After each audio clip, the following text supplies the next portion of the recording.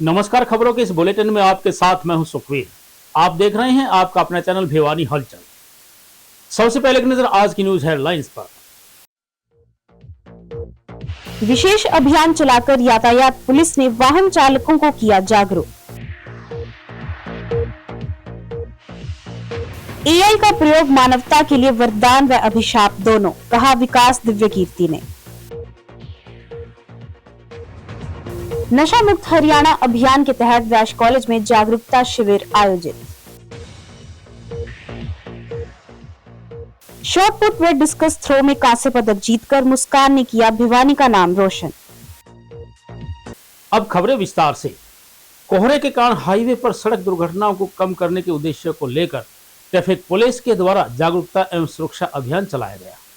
Traffic police in charge Sanjay Kumar ने RTO विभाग के साथ मिलकर सड़क किनारे लगे पेड़ों और डिवाइडरों पर रिफ्लेक्टर लगाए ताकि अंधेरे में होने वाली दुर्घटनाओं को रोका जा सके। वहीं उन्होंने वाहन चालकों को वाहनों की गति कम रखने, सीट बेल्ट लगाने और दोपहिया वाहन चालकों को हेलमेट लगाने की सलाह दी। पुलिस अधीक्षक सुमित कुमार के दिशा निर्देशों के तहत भिवानी ट्रैफिक पुलिस द्वारा हाईवे पर ट्रैफिक नियमों की पालना सुनिश्चित करने तथा सड़क दुर्घटनाओं में कमी लाने के उद्देश्य से विशेष जागरूकता एवं सुरक्षा अभियान चलाया गया। पुलिस टीमों द्वारा हाईवे पर चलने वाले वाहन चालकों को ओवर स्पीडिंग, गलत दिशा में वाहन चलाने, सीट बेल्ट न पहनने, बिना हेलमेट दो पहिया वाहन चलाने तथा मोबाइल फोन का प्रयोग करते हुए वाहन चलाने जैसी खतरनाक आदतों से बचने के लिए जागरूक किया।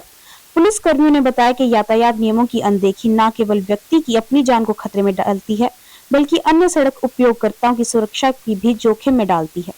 अभियान के दौरान ट्रैफिक पुलिस द्वारा राहगीरों व वाहन चालकों को पैम्पलेट वितरित कर सुरक्षा ड्राइविंग, सुरक्षित दूरी बनाकर वाहन चलाने, कोहरे में लो बीम लाइट का उपयोग करने तथा आपातकालीन नंबरों की जानकारी भी उपलब्ध करवाई गई। उन्होंने बताया कि भिवानी ट्रैफिक पुलिस द्वारा यह अभियान आगे भी निरंतर जारी रहेगा ताकि जिले में सड़क सुरक्षा व्यवस्था को और अधिक सुदृढ़ किया जा सके और सड़क दुर्घटनाओं में प्रभावी रूप से कमी लाई जा सके। पुलिस अधीक्षक महोदय भिवानी द्वारा एक निर्देश दिए गए थे, भाई ये धुंध का समय आ गया, इसमें आप जो भी ब्लाइंड मोड है वहाँ पे पेड़ों पर रिफ्लेक्टर लगाने हैं और जो पशु आवारा हैं, गायें हैं, रोडों पर गायें घूम रही हैं, उनके गले में भी हमने पट्टा डाल लिया है।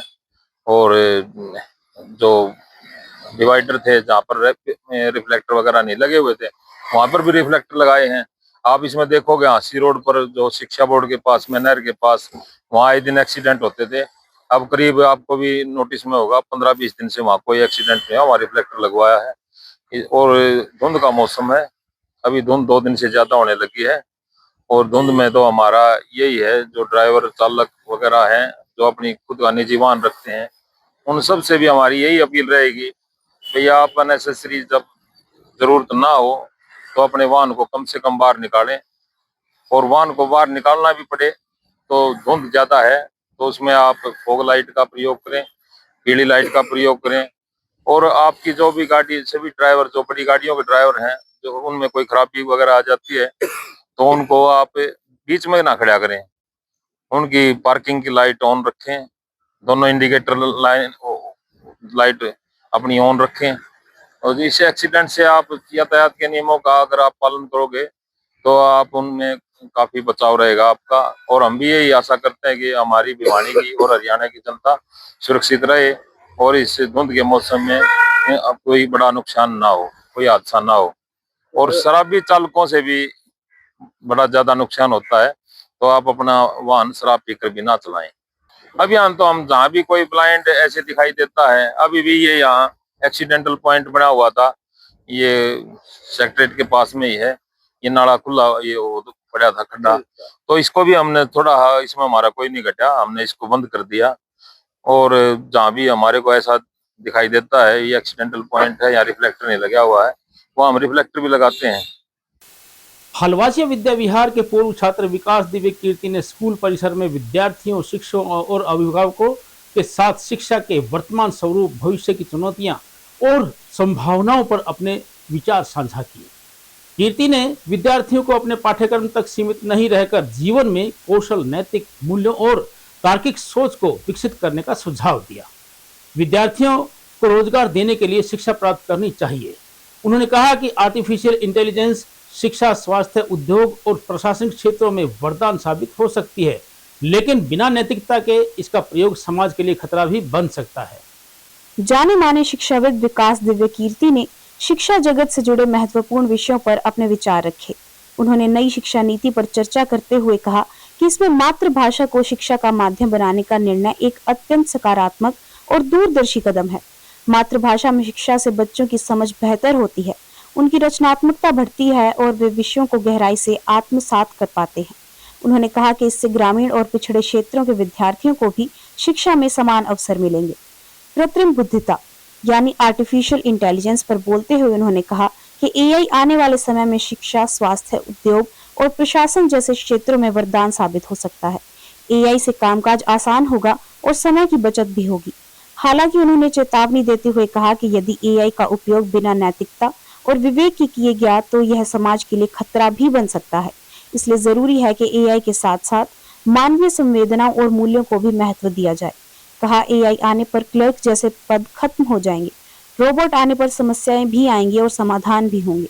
मशीन के आने से जैसे कम लोगों की आवश्यकता होती है, तो इससे भी बड़े स्तर पर असर तो होगा ही, सरलता के साथ जटिलता भी आएंगी। उसका ज्यादा मन करता है अपने दोस्तों के साथ रहने का, उनसे बात करने का, और पेरेंट्स से बात करने का उसका मन कम होने लगता है। विशेष रूप से लड़कों के लिए ऐसा कहा जाता है।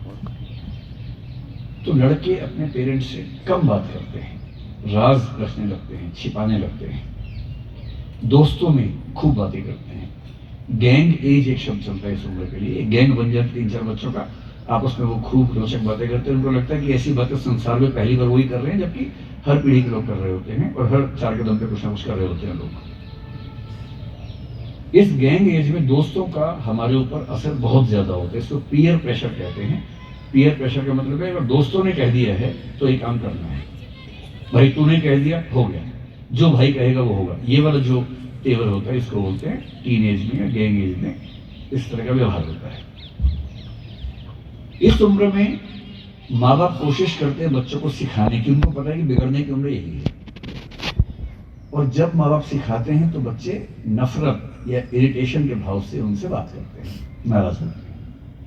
उनको अपनी आज़ादी बहुत पसंद होती है। वो चाहते हैं कि उनकी आज़ादी के बीच में कोई हस्तक्षेप ना करे, पेरेंट्स भी ना करें। तो पेरेंट्स की अपनी मजबूरी है, वो बेचारे सिखाएंगे ही। उनको चिंता है कि बच्चा बर्बाद ना हो जाए, और बच्चे को आज़ादी पसंद है तो बच्चा नाराज होगा। लाजमी, दोनों बातें लाजमी है। मैं जो कहना चाह रहा हूं आपको वो ये है कि इस उम्र में जो चीज सबसे ज्यादा नुकसान करती है वो है पीयर प्रेशर, दोस्तों का दबाव। और अगर आपके ग्रुप में 3-4-5 बच्चों के ग्रुप में, और हर 4-5 बच्चों ग्रुप में 1-2 बदमाश होते ही होते हैं, आपके ग्रुप में भी कोई ना कोई होगा ही होगा। तो वो आपको कभी कहेंगे कि अरे आज हम सिगरेट पिएंगे, आजा तू भी आजा। अब आपको बचपन से घर में सिखाया गया कि स्मोकिंग नहीं करनी है, पेरेंट्स ने भी सिखाया है, आपको भी समझ में आता है कि स्मोकिंग करना बुरी बात है, लंग्स खराब करने वाली बात है, क्यों स्मोकिंग करेंगे भाई। और दोस्त आपके बड़े अच्छे लगते हैं आपको, और दोस्त आपको मजाक बनाएंगे, उसके बाद कहेंगे अरे ये तो बेबी है, बेबी, ये तो बच्चा है, दूध पिएगा, ये तो ये बड़ा नहीं हुआ है, मर्द तो हम हैं जो सिगरेट पीते हैं। ये सब कह कह के आपको उकसाएंगे कि स्मोकिंग कर लो। दोस्त ऐसे ही होते हैं, गंदे होते हैं कई मामलों में, घटिया होते हैं कई मामलों में।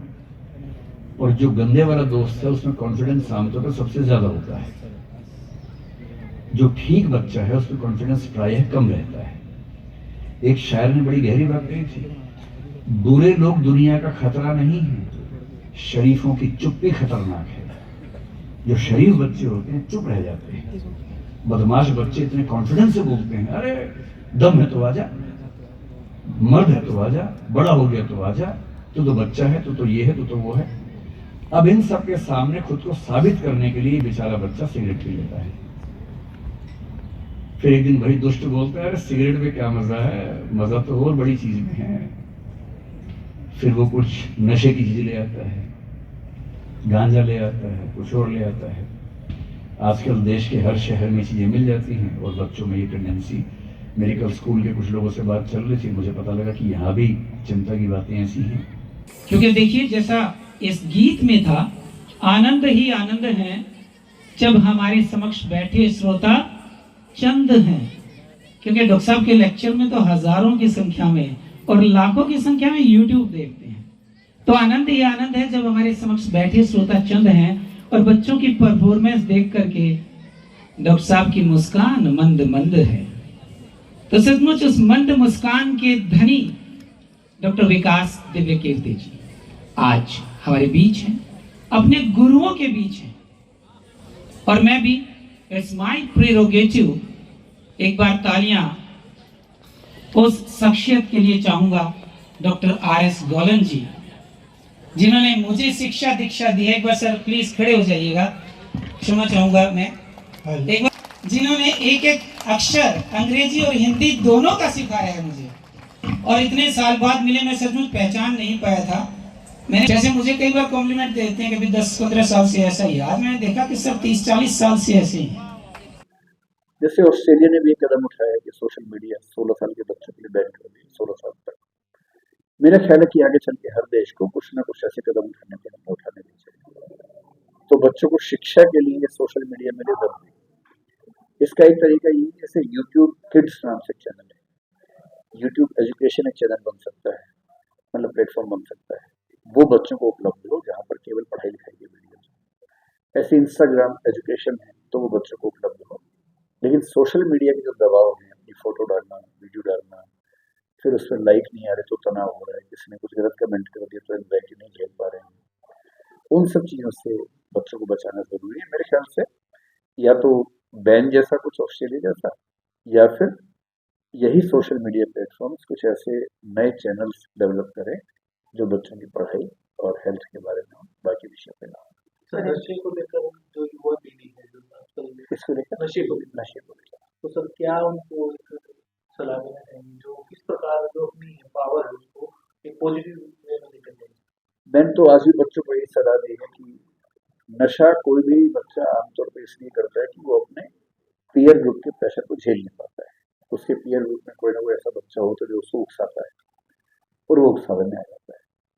तो बेसिकली बच्चों में इतना कॉन्फिडेंस डेवलप करना चाहिए कि वो किसी के उकसावे में ना आए और उनको ये समझदारी हो कि ड्रग्स उनको केवल नुकसान करेगा, उससे कोई फायदा नहीं। तो मैं ऐसी हर कार्यक्रम में कुछ ऐसी केस स्टडीज बच्चों को बताता हूँ जहाँ ड्रग्स की वजह से किसी बच्चे का जीवन खत्म हो गया।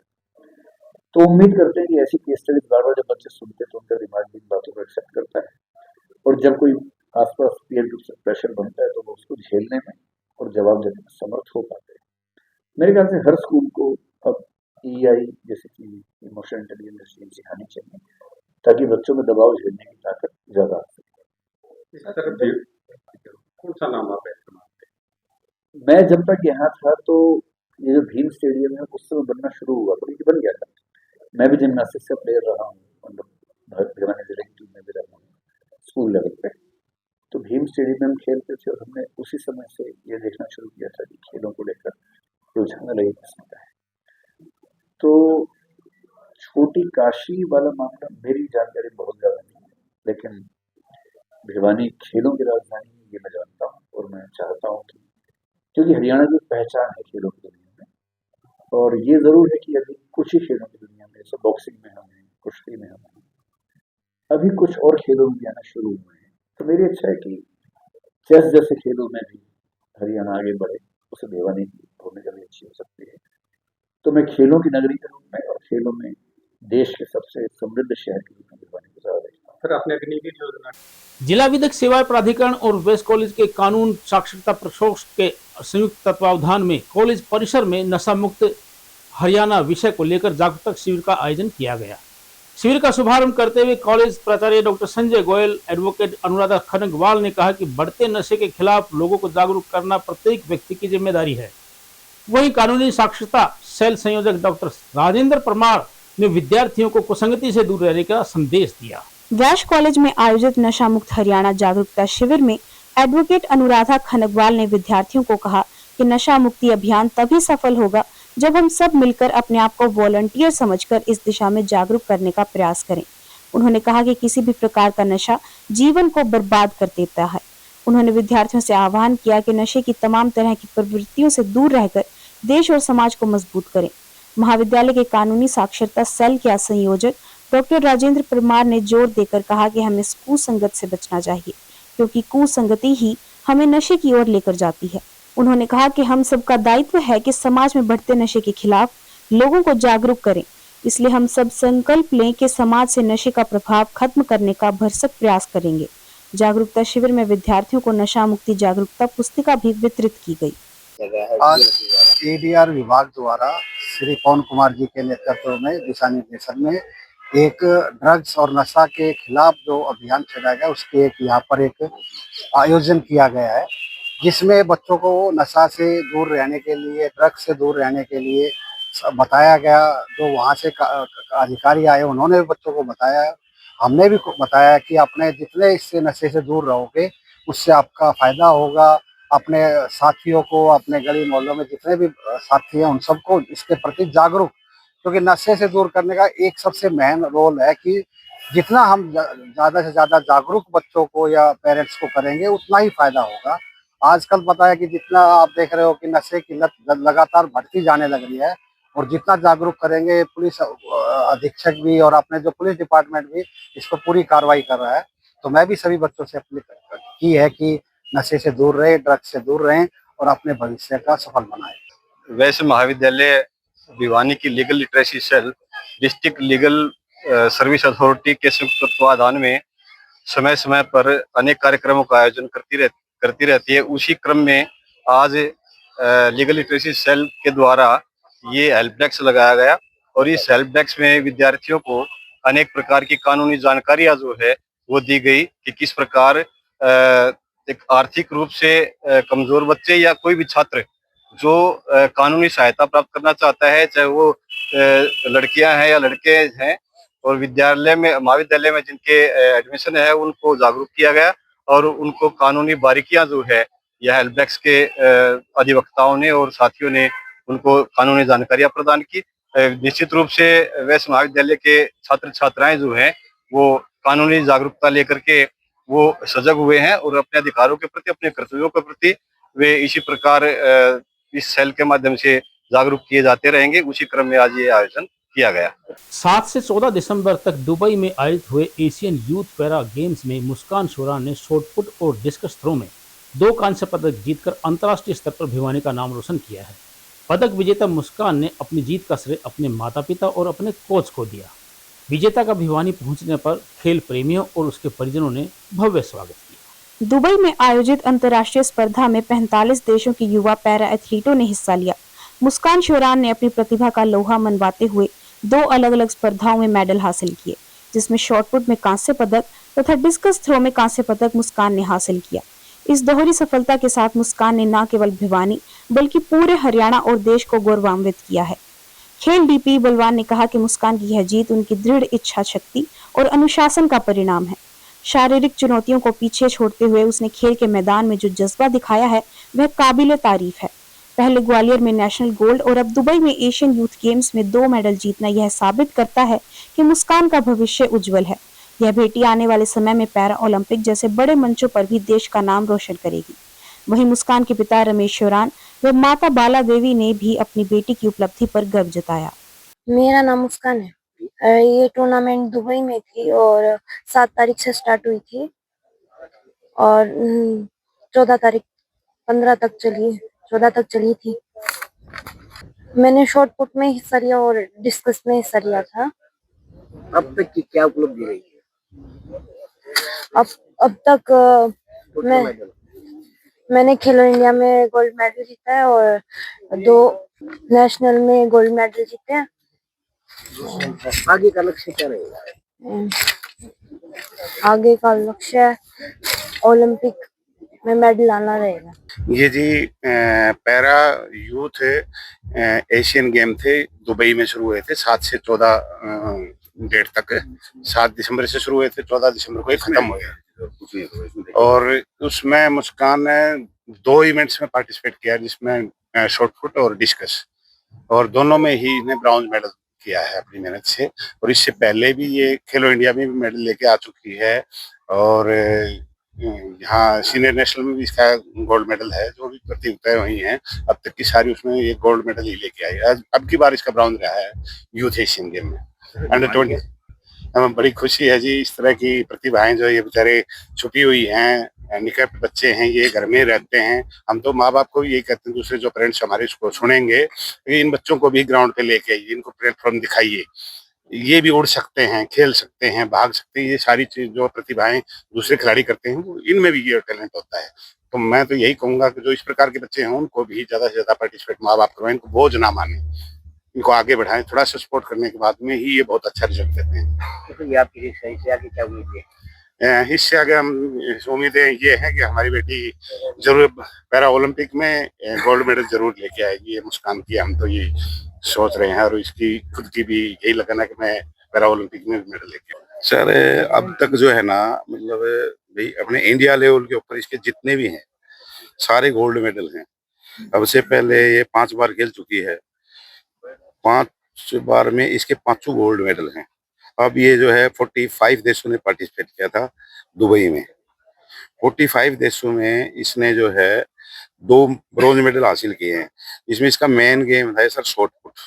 शॉर्ट पुट में इसका हमेशा गोल्ड मेडल रहा है। अब इसने नया एक इवेंट स्टार्ट किया था पहली बार, ठीक है, वो है डिस्कस। उसमें भी इसका ब्रॉन्ज मेडल है। तो मुझे बहुत खुशी है। और मैं साथ साथ एक बात और कहूँगा जी, मतलब ये बेटी नहीं, मेरा भगवान है। इसने मेरे को कितने देशों में घुमा दिया, कहाँ मिलती है, किसको टाइम होता है। आज मैं लगभग जो है 4 से 5 देशों में इस बेटी पीछे में इसकी जो है कैटेगरी बनती है, अपने देश में नहीं बनती सर। वो इनकी जो ऐसे बच्चों की कैटेगरी होती है जो इंडिया में सुविधा नहीं है, ठीक है। तो इसकी वो कैटेगरी बनी है सर F33, जो वो कैटेगरी में इसकी टुनेशिया बनवा के लाया था। तो वहां भी मुझे रास्ते में भी एक देश में जो है मौका मिला 2-3 घंटे घूमने का। फिर टुनेशिया रहा मैं 10 दिन बेटी के साथ। तो बेटी ने मुझे ऐसा मौका दिया जो भाई मैं बार बार बाहर घूम रहा हूँ। अब मैं दुबई गया तो भी मुझे एक देश रास्ते में और देखने को मिला। और अंत में फिर से एक नजर आज की न्यूज हेडलाइंस पर।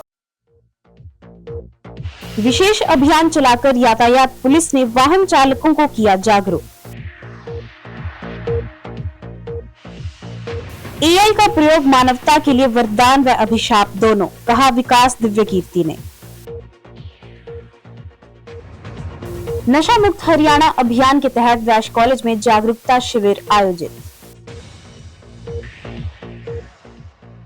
शॉटपुट व डिस्कस थ्रो में कांस्य पदक जीतकर मुस्कान ने किया भिवानी का नाम रोशन।